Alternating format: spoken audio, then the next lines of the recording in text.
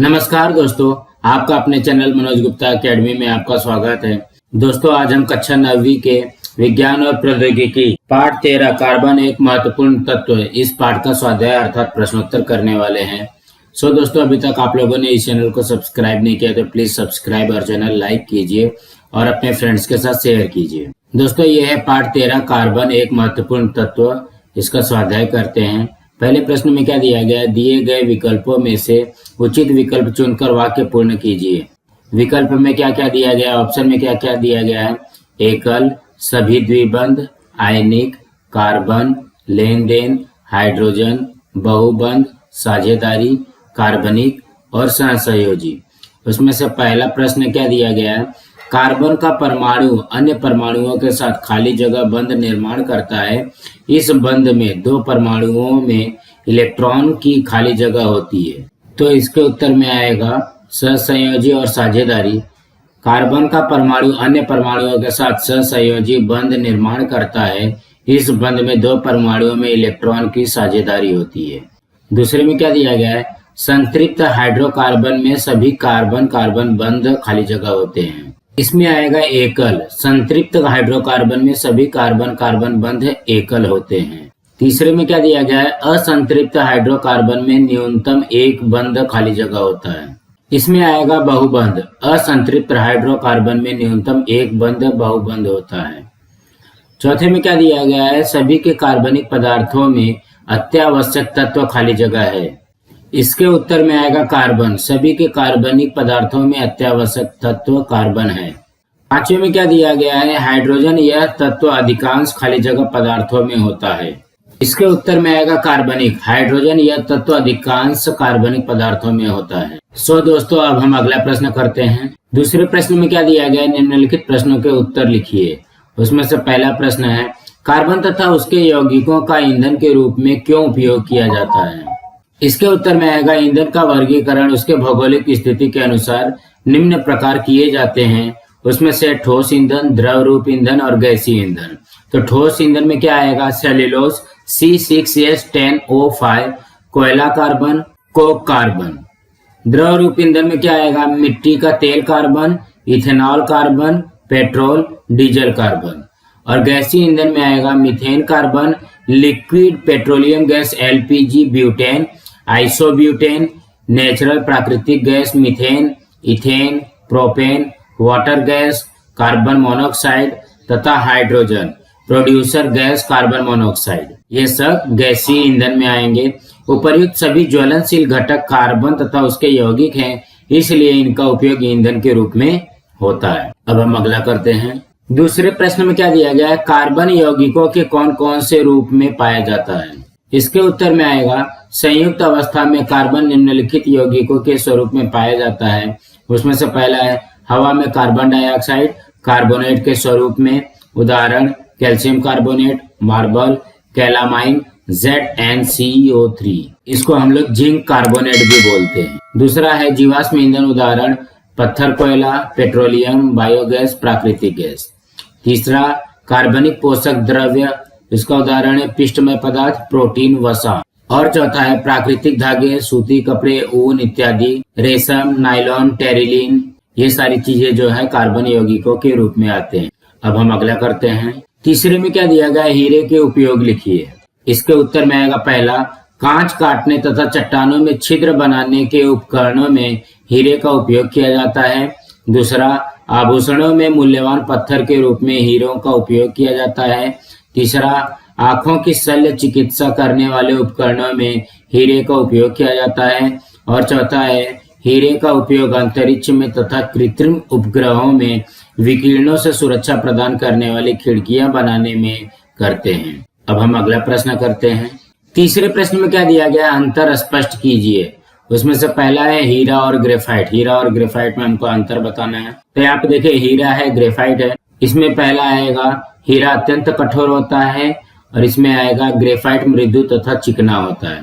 फिर दूसरा पॉइंट है हीरे के कैलाश के प्रत्येक कार्बन परमाणु के चारों ओर निश्चित दूरी पर कार्बन के 4 परमाणु होते हैं। और ग्रेफाइट में आएगा ग्रेफाइट में कार्बन के 6 परमाणुओं का षटकोणीय विन्यास होता है तथा प्रत्येक कार्बन परमाणु के चारों ओर निश्चित दूरी पर कार्बन के 3-3 परमाणु होते हैं। तीसरा पॉइंट में आएगा हीरा विद्युत का कुचालक है, ग्रेफाइट में आएगा ग्रेफाइट विद्युत का सुचालक है। चौथे पॉइंट में आएगा हीरा जो है इसका उपयोग कांच काटने के लिए तथा आभूषणों के निर्माण में किया जाता है। चौथे में ग्रेफाइट का आएगा इसका उपयोग पेंसिलों के निर्माण में तथा स्नेहक के रूप में किया जाता है। स्नेहक का मतलब हो गया ग्रीस, जो हम लोग गाड़ी वगैरह में ग्रीस लगाते हैं, शटर वगैरह में ग्रीस लगाते हैं वो। अब हम अगला करते हैं। दूसरे में क्या दिया गया है, कार्बन के केलासीय रूप व अकेलासीय रूप। इसमें आएगा कार्बन का केलासी अपर रूप और कार्बन का अकेलासी अपर रूप।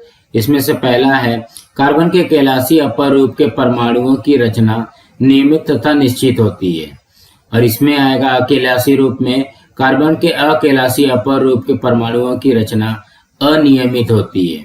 दूसरे पॉइंट में आएगा केलासी स्वरूप वाला कार्बन अत्यधिक कठोर पदार्थ होता है, और यहाँ पे आएगा अकेलासी स्वरूप वाला कार्बन भंगुर होता है। अब हम अगला प्रश्न करते हैं। चौथे प्रश्न में क्या दिया गया है, वैज्ञानिक कारण लिखिए। उसमें से पहला प्रश्न है ग्रेफाइट विद्युत का सुचालक है।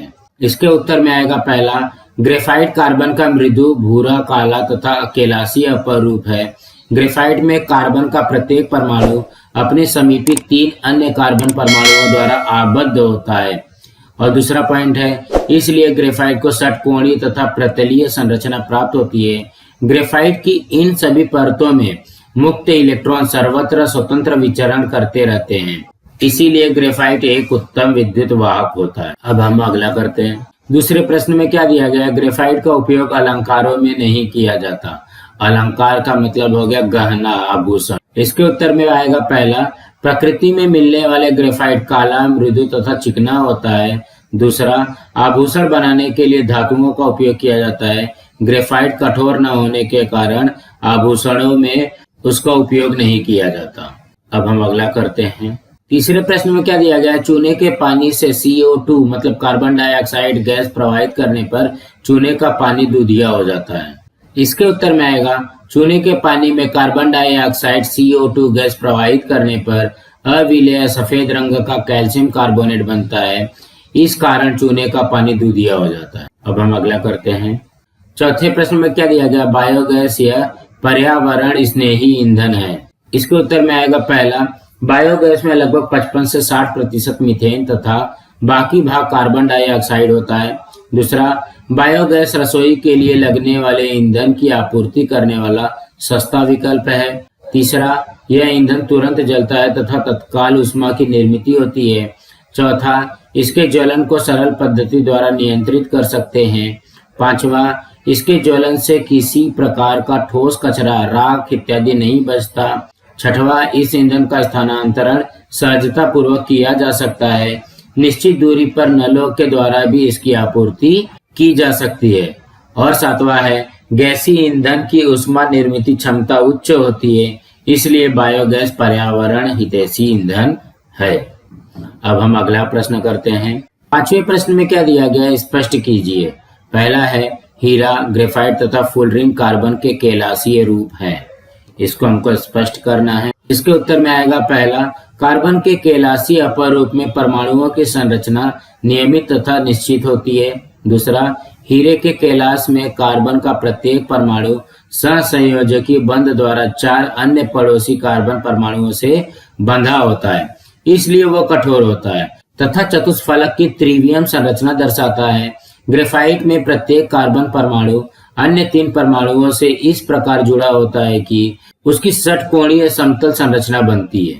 फुलरिन कार्बन 60 परमाणु पंचभुजी तथा षटभुजी विन्यास में परस्पर जुड़े होते हैं। इसके कारण फुलरिन के अणु की संरचना किसी फुटबॉल जैसी होती है। फुलरिन के अणु बैकीबॉल बैकीट्यूब्स के रूप में पाए जाते हैं।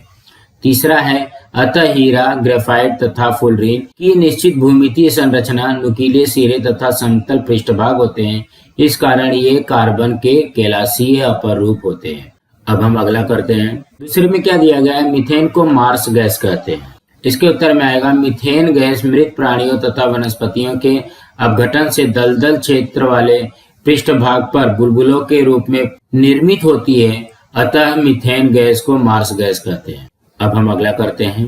तीसरे में क्या दिया गया, पेट्रोल डीजल पत्थर कोयला ये जीवाश्म ईंधन है। इसके उत्तर में आएगा पहला, समुद्र में तथा जमीन से समुद्र में बहने वाले जीवों की मृत अवशेष समुद्र के तल में जमा होते रहते हैं, उन पर बालू तथा मिट्टी की परत जमा होती रहती है। दूसरा, इस अवशेषांश पर प्रचंड ऊष्मा, प्रचंड दाब तथा कुछ उत्प्रेरक क्रिया के कारण लाखों वर्षों की कालावधि में उनका पेट्रोलियम में रूपांतर होता है तथा पेट्रोलियम के खंडशः ऊर्ध्वपातन द्वारा पेट्रोल डीजल बनाए जाते हैं। अतः पेट्रोल डीजल जीवाश्म ईंधन है। तीसरा है, पत्थर कोयला भी जीवाश्म ईंधन है। लाखों वर्षों पूर्व जमीन के नीचे दबे प्राणियों तथा वनस्पतियों से निर्मित जटिल कार्बनिक यौगिक होते हैं। अब हम अगला करते हैं।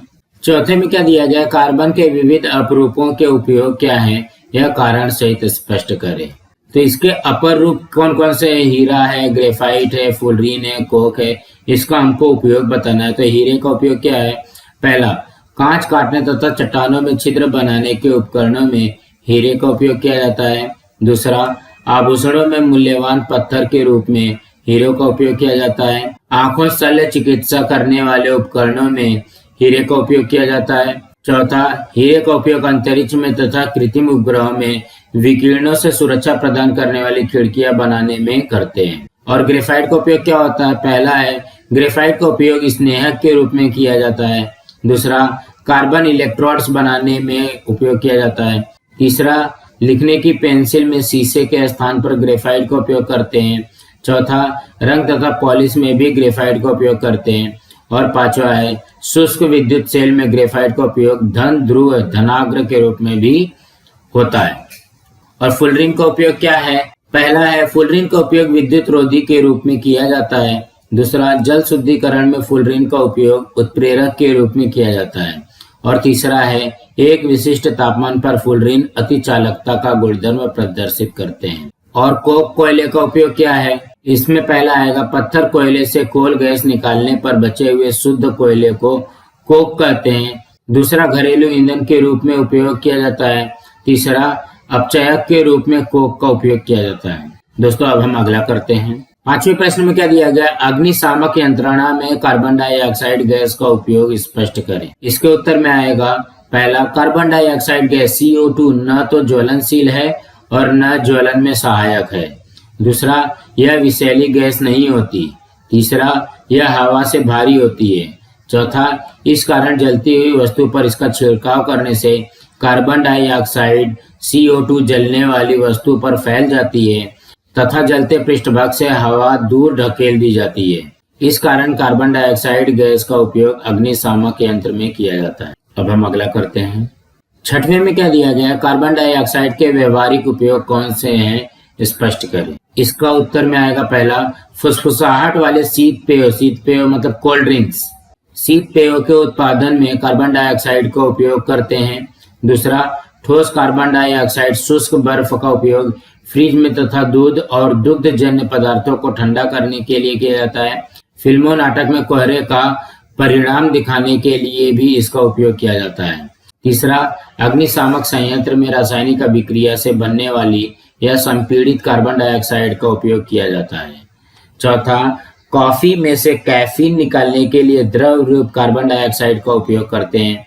पांचवा है, द्रव रूप कार्बन डाइऑक्साइड का उपयोग विलायक के रूप में आधुनिक पर्यावरण हितैषी ड्राई क्लीनिंग में किया जाता है। दोस्तों, अब हम अगला प्रश्न करते हैं। छठवें प्रश्न में क्या दिया गया है, प्रत्येक के दो भौतिक गुणधर्म लिखिए।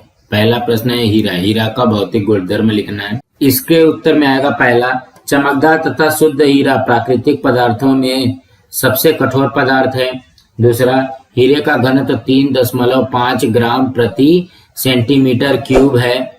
तीसरा, हीरे का द्रवणांक 3500 डिग्री सेल्सियस है। चौथा, ऑक्सीजन की उपस्थिति में 800 डिग्री सेल्सियस के तापमान पर हीरे को गर्म किया जाए तो कार्बन डाइऑक्साइड गैस मुक्त होती है। पांचवा, हीरा विद्युत धारा का कुचालक है। और छठवा है, अम्लों तथा क्षारकों का हीरे पर कोई प्रभाव नहीं पड़ता। अब हम अगला करते हैं। अब हमको चारकोल का भौतिक गुणधर्म बताना है। इसके उत्तर में आएगा पहला, चारकोल में अकेलासीय कार्बन तथा जटिल कार्बनिक यौगिक होते हैं। दूसरा, इसमें अल्प मात्रा में वाष्पशील पदार्थ भी होते हैं। तीसरा, इसका ज्वलन होते समय धुआं उत्पन्न होता है। और चौथा है, कोक की अपेक्षा इसकी उष्मा निर्मित क्षमता कम होती है। अब हम अगला करते हैं। तीसरे में कार्बन के केलासी रूप के भौतिक गुणधर्म बताना है। इसके उत्तर में आएगा पहला, केलासी रूप में परमाणुओं की संरचना नियमित तथा निश्चित होती है। दूसरा, इनका द्रवणांक तथा क्वथनांक उच्च होता है। तीसरा, केलासी रूप में कार्बनिक पदार्थों की निश्चित भूमितीय रचना, नुकीले सिरे तथा समतल पृष्ठभाग होते हैं। अब हम अगला प्रश्न करते हैं। सातवें प्रश्न में क्या दिया गया है, निम्नलिखित रासायनिक अभिक्रियाएं पूर्ण कीजिए। तो हमको यहाँ पे देखो, ये जो खाली जगह है ये भरना है और यहाँ पे कार्बन डाइऑक्साइड है, पानी है प्लस उष्मा है। तो यहाँ पे क्या आ जाएगा, CH4 + 2O2। अब हम अगला करते हैं। दूसरे में क्या दिया गया, यहाँ पे भी ब्लैंक दिया गया और यहाँ पे लिखा है CH3Cl + HCl। तो यहाँ पे भी आ जाएगा CH4 + Cl2। और तीसरे में दिया गया 2NaOH + CO2। यहाँ पे क्या है, तो यहाँ पे आएगा Na2CO3 + H2O। सो दोस्तों अब हम अगला करते हैं। आठवें प्रश्न में क्या दिया गया, निम्नलिखित प्रश्नों के उत्तर विस्तार में लिखिए। उसमें से पहला प्रश्न है, कोयले के प्रकार बताकर उनके उपयोग लिखिए। तो यहाँ पे हमने कोयले का प्रकार बताया है। इसके उत्तर में आएगा पहला, कोयला जीवाश्म ईंधन है। इसमें कार्बन, हाइड्रोजन तथा ऑक्सीजन होता है। इसमें अल्प मात्रा में नाइट्रोजन, फास्फोरस, सल्फर होता है। यह ठोस रूप में प्राप्त होता है। कोयला जो है ठोस रूप में प्राप्त होता है। दूसरा, कार्बन के परिमाण के अनुसार कोयले के निम्न मुख्य 4 प्रकार दिए गए हैं। जैसा पीट कोयला है वो 60% से बहुत कम होता है। लिग्नाइट कोयला जो है 60 से 70% होता है। बिटुमिनस कोयला जो है वो 70 से 90% होता है। तथा एंथ्रासाइट जो कोयला है वो 95%। कार्बन के परिमाण के अनुसार कोयले से उष्मा निर्मित की मात्रा बढ़ती जाती है। इसका उपयोग कहाँ कहाँ करते हैं, इसमें से पहला उपयोग है घर तथा कारखानों में कोयला ईंधन के रूप में उपयोग किया जाता है। दूसरा, कोक, कोलतार तथा कोल गैस प्राप्त करने के लिए कोयले का उपयोग किया जाता है। तीसरा, विद्युत निर्माण के लिए जल विद्युत केंद्र में कोयले का उपयोग किया जाता है। अब हम अगला करते हैं। दूसरे प्रश्न में क्या दिया गया है, ग्रेफाइट विद्युत का सुचालक होता है। यह एक छोटे प्रयोग से कैसे सिद्ध करोगे। तो यहाँ पे देखिए, ये एक प्रयोग किया गया, तुम्हारे बुक में भी दिया गया है ये प्रयोग। इसमें क्या है, इसके उत्तर में आएगा, एक बैटरी, खुली प्लग कुंजी, छोटा बल्ब तथा ग्रेफाइट के टुकड़े को तांबे के तार से श्रेणी क्रम में जोड़ दो। यहाँ पे बल्ब है, सेल है और ये ग्रेफाइट का टुकड़ा, मीन्स पेंसिल के अंदर ही ग्रेफाइट होता है। यहाँ पे देखो जोड़ा गया तांबे के तार से। दूसरा, अब प्लग कुंजी का उपयोग करके विद्युत परिपथ पूर्ण करो। बल्ब में तंतु प्रकाशित दिखाई देती है, मतलब ये बल्ब जो है जलने लगेगा। इससे स्पष्ट होता है कि ग्रेफाइट विद्युत का सुचालक होता है। अब हम अगला प्रश्न करते हैं। तीसरे प्रश्न में क्या दिया गया है, कार्बन के गुणधर्म स्पष्ट कीजिए। इसके उत्तर में आएगा पहला, कार्बन तत्व अपर रूपता दर्शाता है। कार्बन तत्व एक से अधिक रूप में पाया जाता है। उसके रासायनिक गुणधर्म तो समान होते हैं परंतु भौतिक गुणधर्म भिन्न होते हैं। दूसरा है, कार्बन के अपर रूप के 2 प्रकार, केलासी अपर रूप तथा अकेलासी अपर रूप है।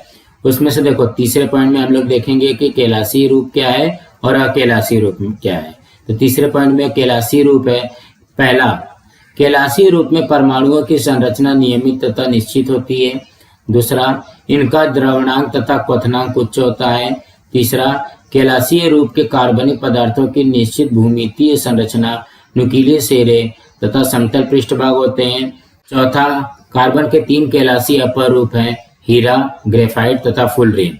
चौथे में देखते हैं अकेलासी अपर रूप, इसमें से आएगा, इस अपर रूप में कार्बन के परमाणुओं की रचना नियमित नहीं होती। पत्थर कोयला, चारकोल और कोक कार्बन के अकेलासी अपर रूप हैं। चौथे प्रश्न में क्या दिया गया, कार्बन का वर्गीकरण कीजिए, मतलब कार्बन के कितने प्रकार। इसके उत्तर में आएगा, कार्बन तत्व अपर रूपता दर्शाता है। कार्बन के 2 अपर रूप है, पहला है केलासी अपर रूप, दूसरा है अकेलासी अपर रूप। तो केलासी अपर रूप में क्या आएगा, कार्बन के 3 केलासी अपर रूप है, हीरा है, ग्रेफाइट है, फुलरीन है। और अकेलासी अपर रूप में कार्बन के निम्न अकेलासी अपर रूप है, उसमें से पत्थर का कोयला है और कोयला है और कोक है। तो पत्थर के कोयले में 4 प्रकार का दिया गया है, पीट है, लिग्नाइट है, बिटुमिनस है और एंथ्रासाइट है। और दूसरा वाला कोयला है, तीसरा वाला कोक है। सो दोस्तों अब हम अगला प्रश्न करते हैं। 9वें प्रश्न में क्या दिया गया, कार्बन डाइऑक्साइड के गुणधर्मों की पड़ताल आप कैसे करेंगे। इसके उत्तर में आएगा, पहला, जलती हुई मोमबत्ती कार्बन डाइऑक्साइड के गैस जार में रखने पर वह बुझ जाती है। इसलिए कार्बन डाइऑक्साइड न तो ज्वलनशील है और न ज्वलन में सहायक है। दूसरा, कार्बन डाइऑक्साइड वाले गैस जार में चूने का पत्थर डालने पर यह दूधिया हो जाता है, उसमें अघुलनशील कैल्शियम कार्बोनेट बनता है। इस आधार पर कार्बन डाइऑक्साइड का अस्तित्व जान सकते हैं। और तीसरा है, नीला तथा लाल लिटमस गीला करके कार्बन डाइऑक्साइड के गैस जार में डालने पर नीला लिटमस लाल हो जाता है। इससे यह स्पष्ट होता है कि कार्बन डाइऑक्साइड अम्लीय ऑक्साइड है। गीले लाल लिटमस में कोई परिवर्तन नहीं होता। दोस्तों, आज हमारा यहाँ पे पार्ट 13 कार्बन एक महत्वपूर्ण तत्व है, इस पार्ट का स्वाध्याय कंप्लीट हुआ। दोस्तों, आप लोगों को ये वीडियो कैसा लगा आप लोग कमेंट बॉक्स पे जरूर लिख करके बताइए। आप लोगों को ये वीडियो पसंद आई होगी तो आप लोग इस वीडियो को लाइक कीजिए, अपने फ्रेंड्स के साथ शेयर कीजिए, ताकि आपके फ्रेंड्स लोगों को भी प्रश्नोत्तर मिल सके। और इस चैनल को सब्सक्राइब कीजिए। नमस्कार दोस्तों।